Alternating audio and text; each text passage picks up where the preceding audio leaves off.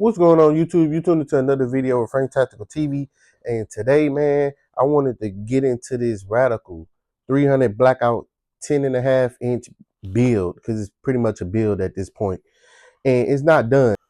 For all my people who's a Radical, now they pretty much changed out everything on this gun. This thing go, by the time I finish with it, it's gonna run with the best of them. Trust me. I really was making this video for the purpose to show y'all, man. Look, if y'all got a budget gun, you know, I bought this gun when I wasn't buying super expensive items, like before I bought this Daniel Defense, or before I start building my Geisleys and you know, purchasing MCXs and stuff like that. I built this gun, and you know, once you start elevating your taste, you start to want to either get rid of the stuff that you had that was a little duty, which I mean, it's a good budget gun if you're on a budget. But where I'm at now, I want to up everything I have. You know, that's just, you know, I did the budget thing, so I want to go over this build really to show y'all, man, if you got something like that in your safe, upgrade it, and it could come out a great build and run with the best of them. But let's jump straight into it. So boom, this is my 10.5 300 Blackout. It is a Radical. Now I'm gonna tell y'all my problems I have with this thing. First, we're gonna go over the upgrades. We got a SB5 brace in FDE. I put the Kung Fu grip, as you can see, FDE, FDE mag, Kung Fu Tiger Claw, FDE Enforce weapon light, FD 1100 lumens, lots of candelas. I don't remember the exact numbers, but man, I feel like this is the best light. If you're gonna mount something to a Picatinny, you're gonna mount a light to a Picatinny, or you got a short build like this is the best light to go with. Now that's just my personal opinion, but I just like it because it don't require no switches, don't require no wires. You could get up on this gun and you right here with it. The buttons here, and you just get right here and bam, you got light. So like I said, super bright light. I'm running a Holosun 503R. I've been running this Holosun for a while. I still got a couple of them, and I done had this Holosun for a couple years, and it's been nothing but good. So I can't complain. I do want to put it on a higher riser just to get me over this Enforce a little bit more.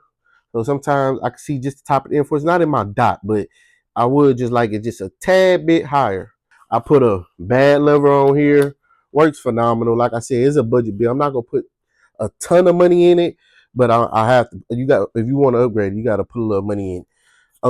As you can see, we got the Timber Creek 45-degree safety selector. Boom, works great. Very tactile, easy to manipulate with just this finger. The trigger, man, I had this gun so long ago. I know when I bought it, I upgraded the trigger. I don't know what the freaking trigger was that I upgraded, but what I can tell you is this trigger is phenomenal. Let's show clear. She clear. Oh, take it off safe direction. But watch this trigger. Like, it's almost no movement. Watch the reset. Barely any movement. Boom. One more time. Reset. Boom. Boom. Like, I forgot what the trigger was. I know I paid like, I want to say like 140 or 150 for the trigger.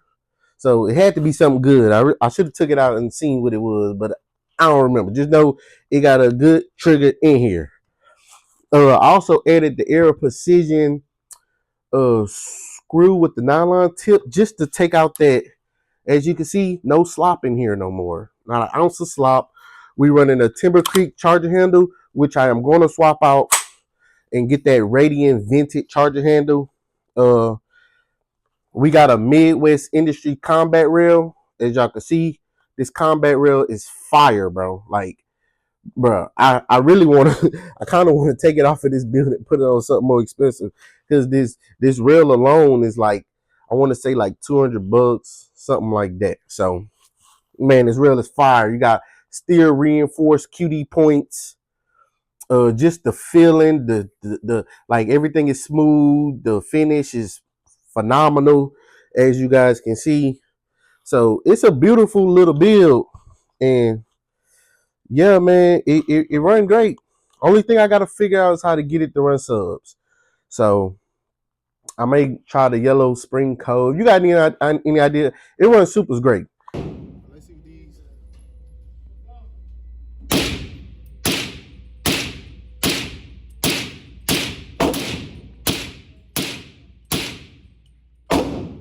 See, these run flawlessly. So I might just have to run supers the whole time. But the subs, I know everybody always have an issue trying to figure out how to get it to run subs. All right, so right now I just swapped my subsonics.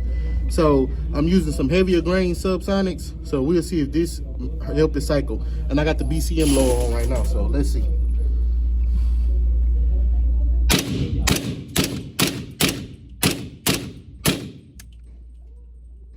Ooh, almost.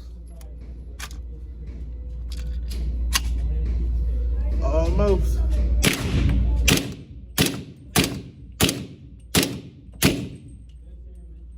Oh, okay. So I got the Magpul mags with the these. So that's working better. I only had one malfunction through that, which is better than what I was having with these Hornady 190 grains. So it's a work in progress. So help me out with that. I do got a suppressor for it, which I'm not leaving that suppressor on here. Like I said, it's a budget bill. I'm probably gonna go get a budget suppressor for it, like I think it's called like a Resilient Simple Man 762 or like a AB suppressor, something like that. I'm gonna put something cheap on it because it's a cheap build. I'm not gonna throw a ton of money into it. So this is the Rugged Razor 762. This is the suppressor I got for it at the moment, but this suppressor ain't staying on here, you know. I still need a 30 cal suppressor for that Daniel up there. I might throw that on there, but I'll put this on here so y'all can see how it look. Boom. So that's how it look with the suppressor.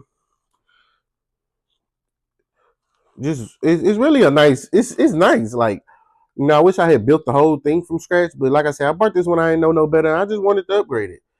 So you can't tell me that this don't look fire. Like I said, run good with supers. Like I got to get the yellow spring coat and see if it'll run better with that, because this suppressor don't give you no back pressure. It's pushing everything out the front. All the gases, everything getting chucked out the front. So with that, I probably need like a weaker power spring so it can cycle better.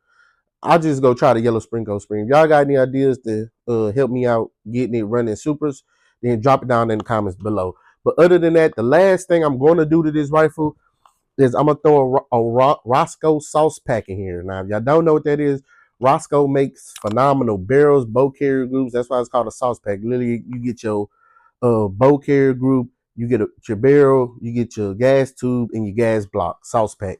And they make phenomenal stuff. If y'all don't know, I mean, you go watch a lot of people and they'll tell you they running Roscoe barrels, Roscoe. That's the company that they talking about. That's the company I'm gonna go with for this. So I'm gonna go with the Roscoe 10.5 inch sauce pack, day bow carrier group, the whole nine. And after that, all I gotta do is figure out this buffer system to get my subs running smooth. And I'm gonna put the Radiant vented charger handle. So I ain't get to all that yet. Once I get to all that, man, I'm gonna for sure show y'all this rifle again once it's done.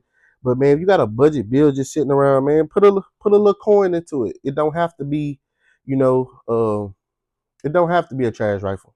You just say it like that. We gonna keep it real over here. It ain't gotta be a trash rifle. Upgrade it, make it something higher quality. Once I finish putting upgrades on this rifle, as far as the heart of this rifle, which is the bow carrier group, barrel, gas block, and gas tube, this thing should be able to run with the best of any 300 Blackout. And I just got that much faith in Roscoe. They stand behind a product 100%. You know, I've watched this company for a while, so I know once I put that in here, if you know, you know. Some of y'all gonna know, some of y'all still learning. But this the Radical 300 Blackout 10.5 inch build. And like I said, I'm gonna get a cheaper can for this gun. I'm putting this can on something else. I am going to give me another. I don't plan on having a whole bunch of 300 Blackouts, y'all. I'm gonna have this one, and I'm gonna buy me a nice one. Whether that's a Geisley, whether that's a Daniel, whether that's a BCM, I don't know. When I find it, I'ma know and I'ma buy it, and then that's gonna be my premium 300 blackout build, which then I could put this can on there, or I could put this can on my Daniel. But this one go get a cheaper can. I just want this thing to run smooth, and I just want to be able to show y'all that, man, you could take your cheap rifle and make it something beautiful, something worthy, something duty rated, ready to go, and you won't have to have no worries. But yeah, this is it for this for right now. I ain't showed y'all this in a while, but as y'all can see, I have been working on it. So yeah, more to come on this. Y'all just stay tuned. I'm gonna get the rest of the stuff for it, and yeah, we off to the races after that. Go follow the Instagram link to my YouTube. I'm out.